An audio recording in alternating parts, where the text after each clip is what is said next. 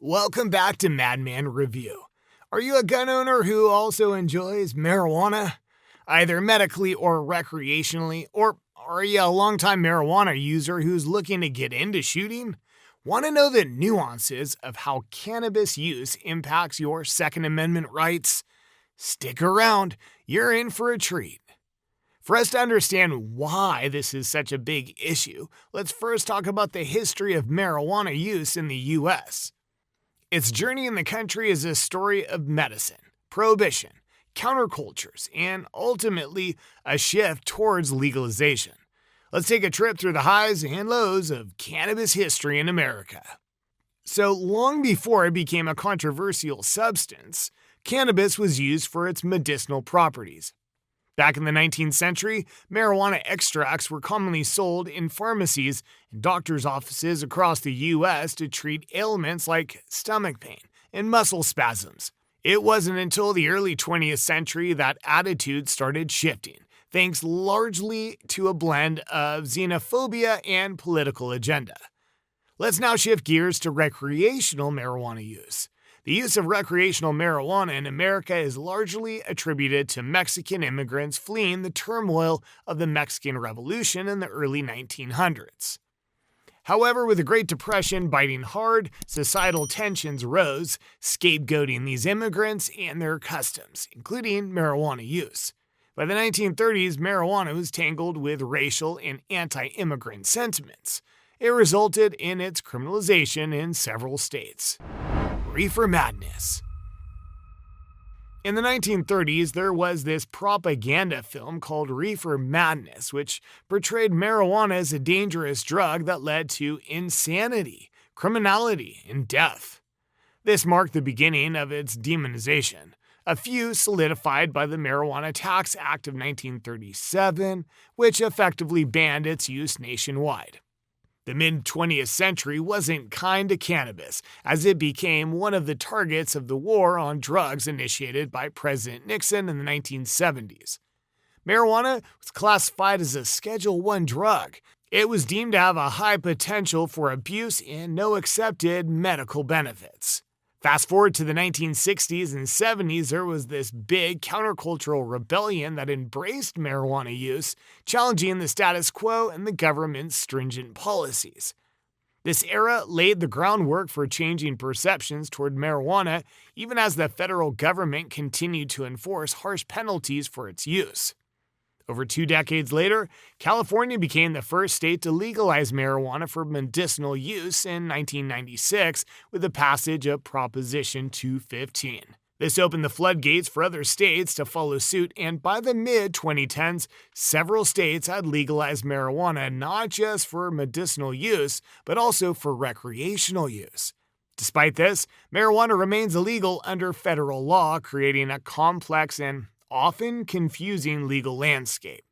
Today, the conversation around marijuana is vastly different. It's seen not just as a recreational drug, but also as a significant economic contributor and a critical component of criminal justice reform debates.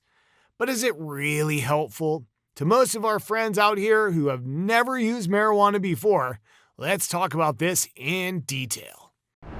What's the point of using marijuana? As a recreational drug, marijuana has the ability to enhance sensations, create a feeling of relaxation, and even strengthen social connections. Many users report an enriched appreciation for music, art, and food, alongside a general sense of euphoria and well-being when using marijuana. Recreational use often involves social gatherings where people share experiences that feel more intense and engaging due to the psychoactive effects of THC, the primary active ingredient in cannabis. On the medical front, marijuana is a lifeline for various demographics. For veterans and others suffering from PTSD, it could provide significant relief from anxiety, nightmares, and sleep disturbances, making it a vital component of therapy for many who struggle with these intense symptoms. Additionally, medical marijuana is profoundly beneficial for those with chronic pain related to conditions like multiple sclerosis, arthritis, and terminal illnesses. It's known to reduce inflammation, alleviate pain, and improve sleep, which can significantly enhance the quality of life for sufferers. Epilepsy patients, particularly children with severe forms like Dravet and Lennox-Gastaut syndrome, have seen remarkable benefits from CBD, a non-psychoactive component of cannabis. FDA-approved medications like Epidiolex have made significant improvements in managing seizure frequencies, offering hope to families that have had few previous options. Despite its many benefits, marijuana use, whether recreational or medicinal, requires careful consideration of dosage, frequency, and potential interactions with other medications. Besides, too much of anything is bad, right? Personally, I last smoked a joint, 8 years ago. I loved it. I really enjoyed it, but I had to quit for reasons I'd rather keep to myself. Nowadays, I don't miss it and don't care about it much at all.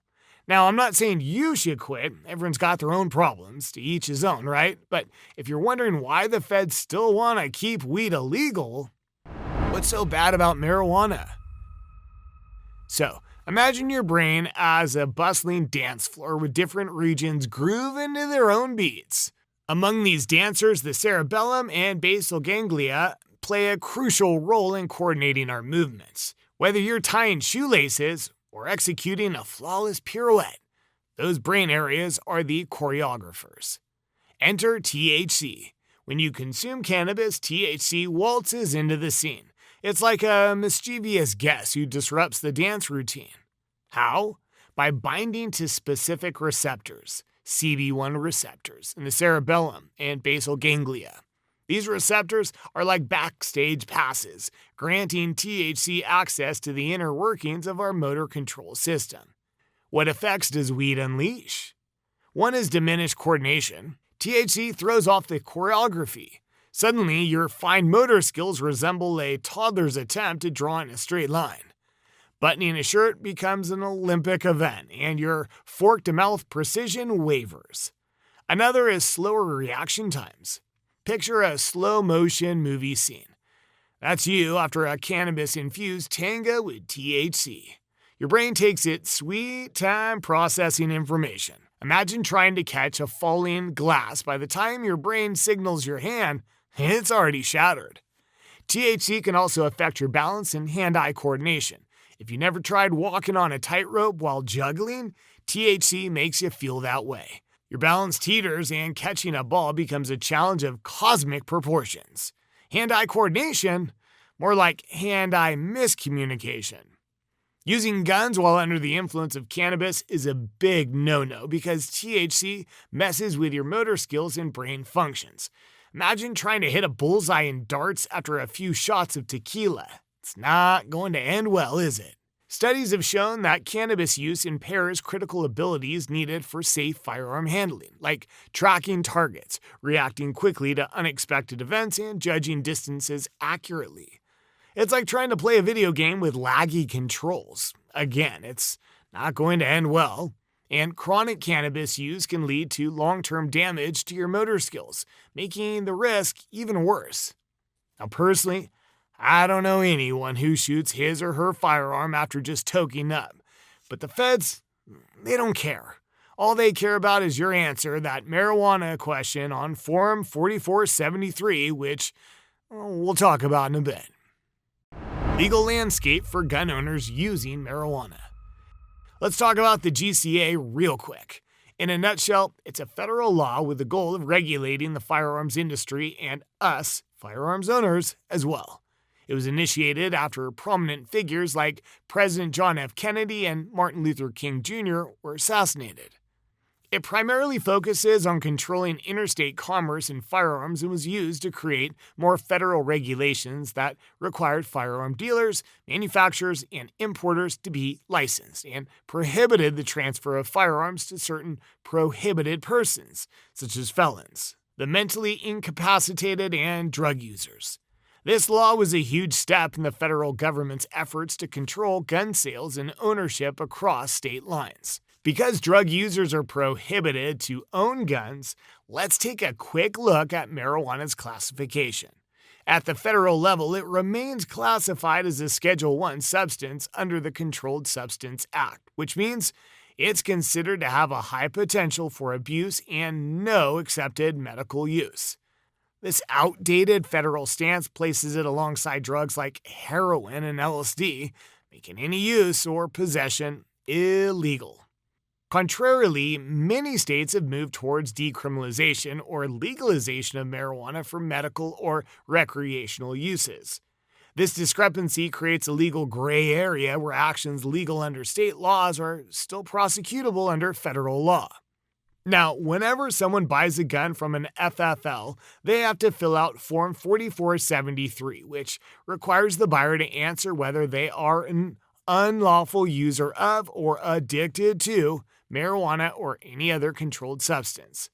This is the root of the problem. You see, technically, if you can cover your tracks, you can lie. The ATF has no business asking you if you use marijuana. Heck, your city and state don't care. Why do they care? Besides, they already know you're using marijuana either medically or recreationally, then why do they still have to include that stupid question on Form 4473? But lying on this form is a federal offense. This is despite the fact that recreational marijuana is now legal in 24 states and medical marijuana is legal in 17 states. Somehow, federal law does not recognize these changes. So yeah, even when you're a legal marijuana user on a state level, you have to answer yes to that stupid question on Form 4473, which bars you from purchasing firearms. If you lie, you're facing legal consequences due to falsification of that form. The question now is anyone doing something about all this? Recent legal developments. A number of federal and state court cases in recent years have profoundly impacted the legal landscape surrounding marijuana use and gun ownership. For example, in Daniels v. United States, a federal court in Texas ruled that the federal ban on firearm possession by marijuana users is unconstitutional. This case involved Patrick Darnell Daniels, who was initially convicted for possessing firearms while admitting to occasional cannabis use. The U.S. Court of Appeals for the Fifth Circuit cited a lack of historical precedent by denying gun rights based on controlled substance use and reversed his conviction. These landmark decisions highlight the growing judicial recognition of the conflict between state laws that legalize marijuana use and federal regulations that prohibit gun ownership for users of controlled substances. These rulings could pave the way for more widespread legal challenges against federal restrictions on gun ownership for marijuana users. Similarly, in United States v. Harrison, a federal district judge in Oklahoma ruled in favor of Jared Michael Harrison, who was charged with possession of a firearm while being a user of marijuana. The judge argued that the federal statute, which prohibits drug users from having firearms, was unconstitutional as it infringed upon Second Amendment rights. What's happening now? Our pro-2A activist friends have been at the forefront of pushing for changes in both marijuana legislation and gun ownership laws. There's a significant push to harmonize federal law with state laws where marijuana use is decriminalized or legal. It all boils down to the fact that the federal classification of marijuana as a Schedule I drug, akin to heroin and cocaine, is outdated and does not reflect the legality of cannabis use in several states.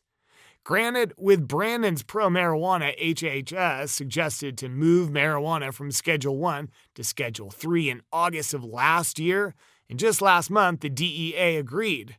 The Justice Department's Director of Public Affairs announced last April 30th that the Attorney General has proposed the reclassification of marijuana from Schedule I to Schedule III. This proposal will be published in the Federal Register. This publication will start a formal rulemaking process as outlined in the Controlled Substances Act by Congress. Now there are congressional researchers saying this reclassification won't legalize marijuana, and whether or not it'll make it easy for marijuana users to own guns is anybody's guess. But rest assured that our pro-2A friends are making efforts to have that stupid marijuana question on Form 4473 either amended or removed. And that's all we have for you today. If you're a pro 2A marijuana user and you'd like us to update you on this reclassification, please let us know by commenting below. Like, share, subscribe, and click on the bell icon too for more of these videos. Thanks for watching.